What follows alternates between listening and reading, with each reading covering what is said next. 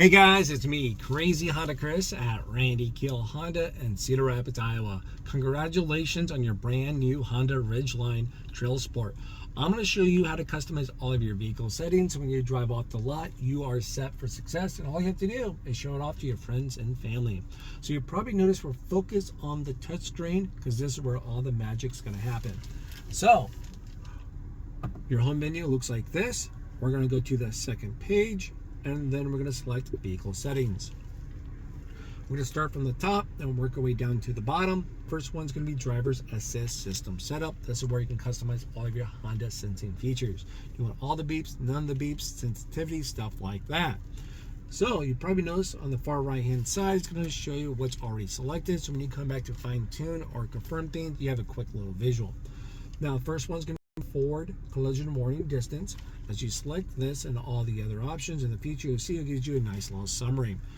So as you're driving down the road, it senses you're going to hit an object or a car in front of you. It's going to give you a nice little visual alert on your driver's interface screen to brake. If you don't brake or slow down to its liking, it's going to beep at you. Then it's going to try to slow you down. Then if you still don't do anything, the car is going to try to stop for you. Question is, how soon or late would you like this to engage? At what distance? A lot of people just keep this on normal. Next one's your ACC, forward vehicle detection beep. ACC stands for your adapted cruise control. As you already know, the adapted cruise control is what keeps you at sync with the car in front of you when you're using your cruise control. So for example, you're driving down the road, you're going 45, the car in front of you is going 43, it slows you down to maintain that distance. Now once it's doing that, the question is, do you want the car to beep at you when the car gets in range?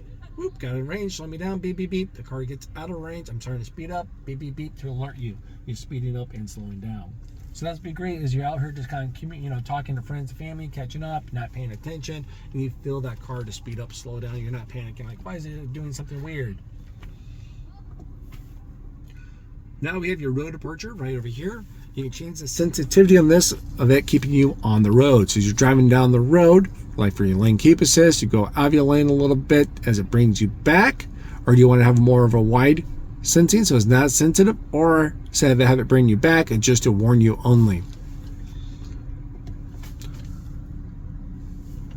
Next one's gonna be your lane keep assist suspense beep. So as you're driving down the road, you go out of your lane for your lane keep assist. Do you want it to go beep, beep, beep, beep as it brings you back, or you just want it to be quiet and do its job? I'm going to turn everything on so people can create their own opinions. I don't know if I said that yet, but there's no right or wrong way to set up your vehicle. Next one is your blind spot information system. So you probably notice on the inside next to your side mirrors, there's a little square right over there, right? So as you're driving down the road for your city or highway driving, excuse me, that's going to light up when a car is in your blind spot. It's going to be a nice bright orange. Now when you have your turning indicator on while someone's in your blind spot, the bright orange light's going to flash, and then it's going to beep at you. It will not beep at you every time when someone's in your blind spot. Your turning indicator has to be on. Now if you haven't experienced that yet and you want to see a visual confirmation of how that kind of works so you get a full understanding, I do have a video showing you that in action. Okay, so feel free to check that out. It's kind of an old video, so please bear with me. The quality is not as good as it can be now. All right, so now it's all your Honda sensing features right there. We're going to go to meter setup. We have your outside temperature display. You probably notice on the bottom center of your driver's interface screen next to your mileage odometer, you have an outside temperature display. You can fine tune that within a 5-degree swing as you see fit. I'm going to keep it on the default. Next is going to be your trip A and trip B's. When do you want those to reset? When you fully refuel, or when you turn off the vehicle, or just when you go in there and do it yourself? You can do it yourself. As you can see on the left hand side of your driver's interface screen, you got some tabs that you can go to fuel and range, and then you use the little wheel, scroll up and down for between A and B, push in the wheel, and then hit reset. So that's how you do that. Next one's going to be adjusted alarm volume. This is like your turning indicator, buzzers, warnings, stuff like that. How loud or low would you like that sound to be? Now we're going to have a reverse alert tone. So this is going to be a nice little soft ding inside the cabin. So when you put the vehicle into reverse, it gives you a little audible to let you know, hey, you put me in reverse gear. I'm not in drive. I'm not in neutral or anything, park or anything. I'm in reverse. Next one's going to be a visual cosmetic coach. Is going to be our fuel efficiency backlight. So when you're driving down the road and you're being fuel efficient, next to your digital speedometer, there's going to be a green bar that will appear to let you know, good job, you're leveling up your fuel efficiency game, you know, getting those bad MPGs. So there we are. I like it on. I like the visual coach. I like to level up. Next one's your turn by turn. So you can see on your meter display as it pops up for your turn by turn, like when you're using Apple CarPlay and Android Auto. When you have that up there selected, it'd be kind of nice to have that option. Speed and distance, you know, miles versus kilometers. We'll keep it on miles as we're here in the US. You got your tachometer, tachometer, however you guys want to call it. That's going to be the little numbers you see on the left hand side of your driver's interface screen between 0 to 8. Just shows you the RPMs of the vehicle. Some people like to have it up there because it gives you a little more sporty vibe. So when you kind of go into different menus, it's always displaying. I can see people like, there's a lot of clutter and I really don't care about my RPMs. That's fine. You can turn that off, and that's right here. So it'll kind of clean that up a little bit for you.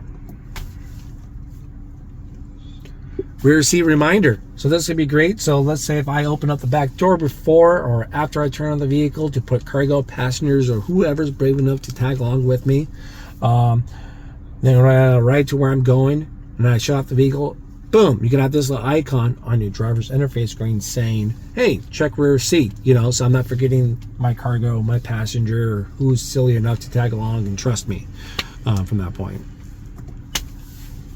Now that's everything underneath meter setup. We're going to go to driving position setup. So you got your memory position link. So you probably notice on the back of your key fob, you're going to have a driver 1 and a driver 2. So over here on your door, next to your door handle, you see there's a 1, 2, and a set. That's for your 2-seat memory. So with the memory link on, if I set up my seat memory to driver 1 and I save that, every time I walk in with driver 1, boom, it pulls up that setting for me. So that's nice. My wife and I don't have to argue about the seat positioning because they're drastically different for us. Now, next one's going to be your seat position movement at entry and exit. Pretty much what it says. So if I get into the vehicle, I open up the car door, you'll see the seat will move back a little bit, right? Or even when I turn off the vehicle, I open up the car door, the seat moves back a little bit, makes it easier to get out or in. And once I in and I turn on the vehicle, the seat will move up to that setting for me. So it makes it a little easier to get in and out of. All right. Keyless access setup. So you got your door unlock mode. So you have the key fob with you. It could be in your purse. It could be in your jacket, your pocket, gym bag, whatever the case might be. Just with you. You walk up, put your hand in the handle. Do you want all doors to unlock or just the driver's side door? Now, there is going to be a little delay when you put your hand in the handle to unlock it, or when to lock the vehicle. You can do it the same way. Do you want the lights to flash to let you know? All right, I'm unlocked. Go ahead, yank on the unlocked door handle. I have an 8-year-old. He loves yanking unlocked door handles. It's like his favorite hobby. So I can help him out. Lights flash. All right, go ahead and yank it.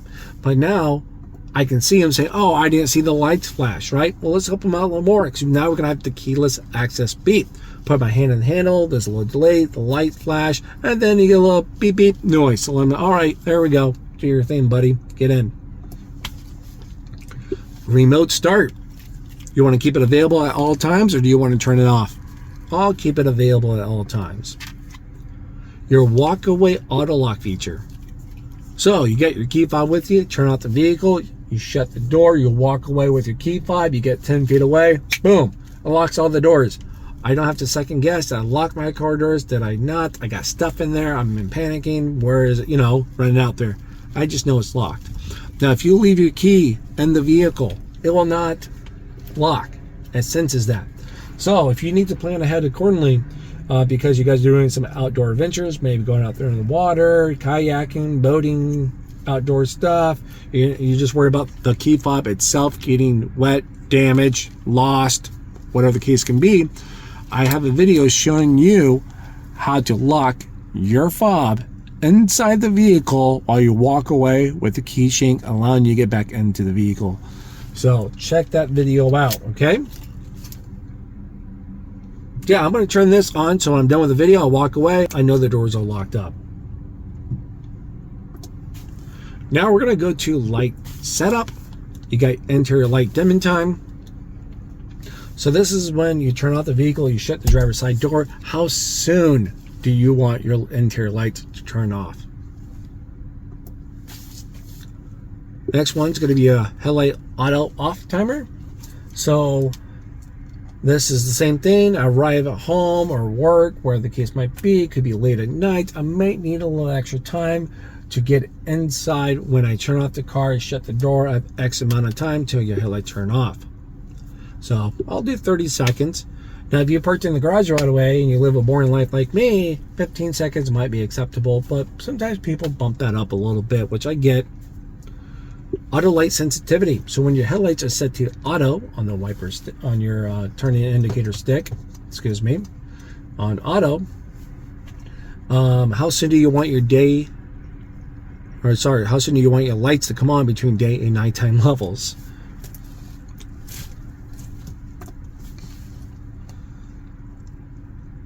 Now we have your auto headlight on when wipers on. So if your headlights are set to auto and when you're driving out there kind of during the day, it's a little overcast, and all of a sudden, boom, it dumps rain or snow stuff on you. So you turn on your wipers, your headlights will automatically come on.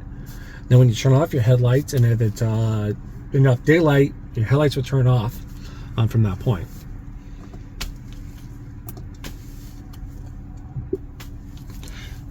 All right, so now we're going to go to door and window setup. You'll see the first one's going to be door.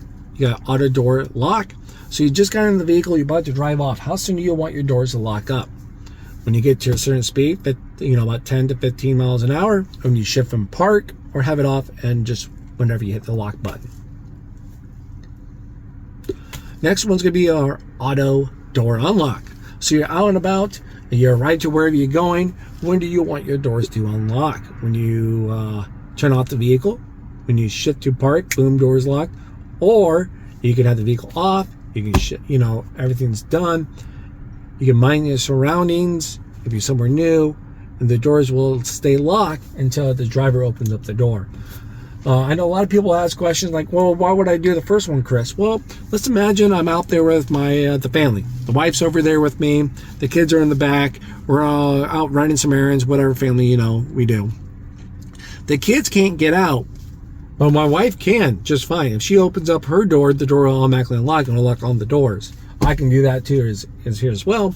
It's a peace of mind for the young whippersnappers in the back. They can't escape until we open up the doors. So maybe they're all growing up for you guys and it doesn't matter, All right, so now we'll come down to your key and remote. So when you hit unlock on your key fob, hit it once. Do you want driver's side door or all doors to unlock? Now, keep in mind when you double tap unlock, all doors automatically unlock. So that's when you hit it once. You want all doors or driver's side door. Now, when you hit the lock or unlock on the key fob, I'm assuming you probably want the car to answer back to let you know, hey, I'm locked, or hey, I'm unlocked.